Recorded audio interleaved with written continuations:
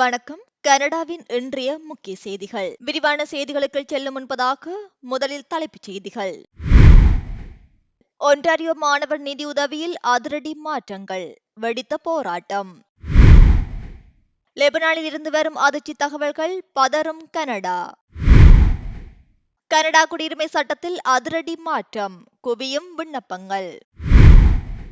கண்ணிமைக்கும் நேரத்தில் பற்றி எறிந்த தீ, 8 பேர் வீடுகளை இழந்த சோகம். கனடாவில் வாகன ஓட்டிகளுக்கு அதிர்ச்சி, ரத்து செய்யப்படும் முக்கிய ஆவணம். $1000 வரை கட்டணம் உயர்வு. இனி தொடர்வன விரிவான செய்திகள். ஒன்டாரியோ மாணவர் உதவி திட்டத்தில் ஃபோர்ட் அரசாங்கம் மேற்கொண்டுள்ள மாற்றங்களை திரும்பப் பெறக் கோரி ஒன்டாரியோ சட்டமன்றத்தில் எதிர்க்கட்சிகள் கடும் அழுத்தம் கொடுக்க தொடங்கியுள்ளன. கடந்த டிசம்பர் மாதத்துக்கு பிறகு குயின்ஸ் பார்க் சட்டமன்றம் மீண்டும் கூடிய நிலையில் இந்த போராட்டம் தீவிரமடைந்துள்ளது. அரசாங்கத்தின் புதிய முடிவின்படி மாணவர்களுக்கு வழங்கப்பட்டு வந்த மானியங்கள் குறைக்கப்பட்டு கடன்கள் அதிகரிக்கப்பட்டுள்ளன. இதுவரை 85% இருந்த மானிய உதவி இனி 25% குறைக்கப்படும். மீதமுள்ள 75% நிதியை மாணவர்கள் கடனாகவே பெற முடியும். 7 ஆண்டுகளாக அமலில் இருந்த கல்வி கட்டண முடக்கம் நீக்கப்பட்டு கட்டண உயர்வுக்கும் அனுமதி அளிக்கப்பட்டுள்ளது. இந்த நிலையில் NDP மற்றும் பசுமை கட்சி ஆகியன இது தொடர்பாக தீர்மானங்களை முன்வைத்துள்ளன. NDP கட்சி இந்த மாற்றங்களை உடனடியாக ரத்து செய்து பழைய முறையை தொடர வேண்டும் என்று கோரிக்கை விடுத்துள்ளது. அதேபோல் பசுமை கட்சி மாணவர் கடன்களுக்கான வட்டியை முழுமையாக ரத்து செய்ய வேண்டும். குறைந்த மற்றும் நடுத்தர வருமானமுடைய மாணவர்களுக்கு திரும்ப செலுத்த தேவையற்ற மானியங்களை மட்டுமே வழங்க வேண்டும் என்று கோரிக்கை விடுத்துள்ளது. இளைஞர் வேலையில்லா திண்டாட்டம் அதிகரித்துள்ள சூழலில் மாணவர்கள் பெரும் கடன் சுமையுடன் பட்டப்படிப்பை முடிக்க நாங்கள் விரும்பவில்லை என பசுமை கட்சி தலைவர் தெரிவித்துள்ளார். பல்கலைக்கழகங்கள் துறை அமைச்சர் நோலன் குயின் பழைய நடைமுறை நீக்க முடியாது என குறிப்பிட்டுள்ளார். இருப்பினும் அடுத்த 4 ஆண்டுகளில் கல்வித்துறைக்காக $6.4 பில்லியன் கூடுதல் நிதி ஒதுக்கப்படும் என அவர் உறுதியளித்துள்ளார். இந்த விவகாரம் புதன்கிழமை எதிர்க்கட்சிகள் தினத்தில் மீண்டும் விவாதிக்கப்பட உள்ளது.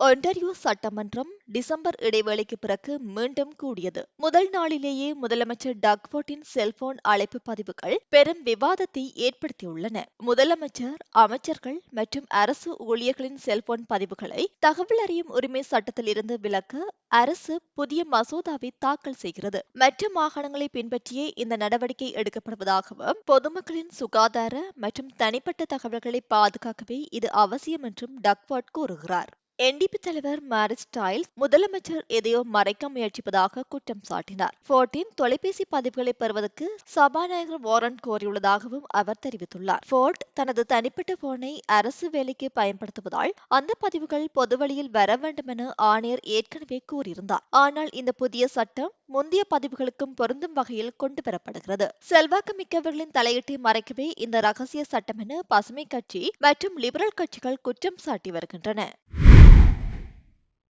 மத்திய கிழக்கில் பதற்றம் அதிகரித்துள்ள நிலையில் இஸ்ரேல் லெபனான் எல்லைப் பகுதியில் ஞாயிற்றுக்கிழமை ஏவுகணை ஒன்று இடைமறிக்கப்பட்டது. இதில் லெபனானில் உள்ள ஐநா தலைமையகமான கேம் நெகோரா சேதமடைந்ததாக தகவல் வெளியாகியுள்ளது. இருப்பினும் அங்கு ஆபரேஷன் ஜேட் திட்டத்தின் கீழ் பணியாற்றும் கனேடிய ஆயுதப்படை வீரர்கள் அனைவரும் பாதுகாப்பாக இருப்பதாக பாதுகாப்பு அமைச்சர் டேவிட் மெக்வென்ட்ரி அலுவலகம் உறுதிப்படுத்தியுள்ளது. மேலும் பாதுகாப்பு காரணங்களால் வீரர்களின் எண்ணிக்கை ரகசியமாகவும் வைக்கப்பட்டுள்ளது. அதேவேளை ஹார்மோஸ் ஜலசந்தியை திறக்காவிட்டால் ஈரானின் எரிசக்தி நிலையங்கள் மீது தாக்குதல் நடத்தப்படும் என அமெரிக்க அதிபர் டொனால்ட் ட்ரம்ப் எச்சரித்துள்ளார். ஈரானின் பதிலடி தாக்குதல் அச்சத்தால் ஈராக்கிலிருந்து கனேடிய படையினர் மற்றும் பொதுமக்கள் ஏற்கனவே வெளியேற்றப்பட்டுள்ளனர். மத்திய கிழக்கில் போர் அபாயம் சூழ்ந்துள்ள நிலையில் கனடா தனது வீரர்களின் பாதுகாப்பை தீவிரமாக கண்காணித்து வருகிறது.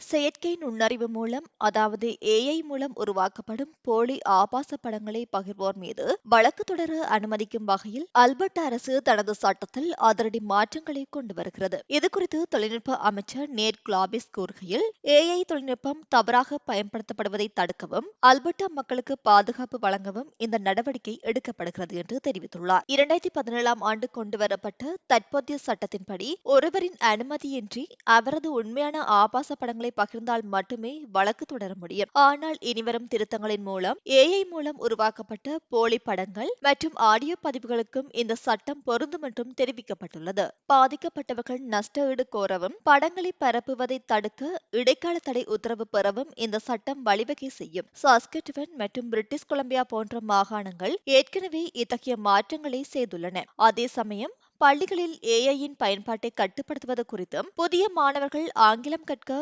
AI-ஐ பயன்படுத்துவது குறித்தும் அரசு ஆலோசித்து வருகிறது. இந்த சட்ட திருத்தம் வருகின்ற இலையுதிர் காலத்தில் தாக்கல் செய்யப்பட உள்ளது. கனடா குடியுரிமை சட்டத்தில் கொண்டு வரப்பட்ட புதிய திருத்தங்கள் காரணமாக அமெரிக்காவிலிருந்து கனடா குடியுரிமைக்கு விண்ணப்பிப்பவர்களின் எண்ணிக்கை கணிசமாக அதிகரித்துள்ளதாக கனேடிய குடிவரவு வழக்கறிஞர்கள் தெரிவித்துள்ளனர். கடந்த 2025 டிசம்பரில் ஒட்டோவாவில் குடியுரிமை சட்ட திருத்த மசோதா C3 நிறைவேற்றப்பட்டது. இந்த சட்டத்தின்படி கனடாவுக்கு வெளியே பிறந்த ஒரு கனேடிய பெற்றோரின் பிள்ளைகள் அல்லது கனேடிய பெற்றோரால் தத்தெடுக்கப்பட்டவர்களுக்கு குடியுரிமைக்கு விண்ணப்பிக்கும் தகுதி முத்திகதியிட்டு வழங்கப்பட்டுள்ளது. கனடாவில் பிறந்த ஒருவரின் நேரடி வாரிசுகள் அல்லது கனடா குடிமகன் ஒருவரால் தத்தெடுக்கப்பட்டவர்கள் எந்தவித கட்டுப்பாடும் இன்றி விண்ணப்பிக்க முடியும். 2025 டிசம்பர் 15 வரை பிறந்த அனைவரும் இந்த வாய்ப்பை பெற்றுக்கொள்ள தகுதியுடையவர்கள் என அறிவிக்கப்பட்டுள்ளது. இந்த சட்ட மாற்றத்தை தொடர்ந்து அமெரிக்காவின் பல்வேறு பகுதிகளில் இருந்து விண்ணப்பங்கள் குவிந்து வருவதாக குடிவரவு வழக்கறிஞர் தெரிவித்துள்ளார். தகுதியுள்ள வாரிசுகள் இந்த சட்ட மாற்றத்தை பயன்படுத்தி கனடா குடியுரிமைக்கு விண்ணப்பிக்கலாம் என்றும் தெரிவிக்கப்பட்டுள்ளது. கனடாவின் மான்ட்ரியாலில் இருந்து நியூயார்க் லகவுடியா விமான நிலையம் வந்த ஏர் கனடா விமானம் ஓடுபாதையில் தரையிறங்கிய போது கோர விபத்துக்கு உள்ளானது. ஓடுபாதையில் எதிர்பாராத விதமாக குறுக்கே வந்த ட்ரக் ரக வாகனம் மீது விமானம் பலமாக மோதியது. இந்த விபத்தில் விமானத்தின் தலைமை விமானி மற்றும் துணை விமானி ஆகிய இருவரும் சம்பவ இடத்திலேயே உயிரிழந்தனர். விமானத்தில் இருந்த பயணிகள் பலருக்கு பலத்த காயம் ஏற்பட்டுள்ளது. அவர்கள் அனைவரும் மீட்கப்பட்டு அருகிலுள்ள மருத்துவமனைகளில் சிகிச்சைக்காக அனுமதிக்கப்பட்டுள்ளனர். ஓடுபாதையில் ட்ரக் வாகனம் எவ்வாறு வந்தது என்பது குறித்து விமான போக்குவரத்து அதிகாரிகள் தற்போது தீவிர விசாரணை நடத்தி வருகின்றனர்.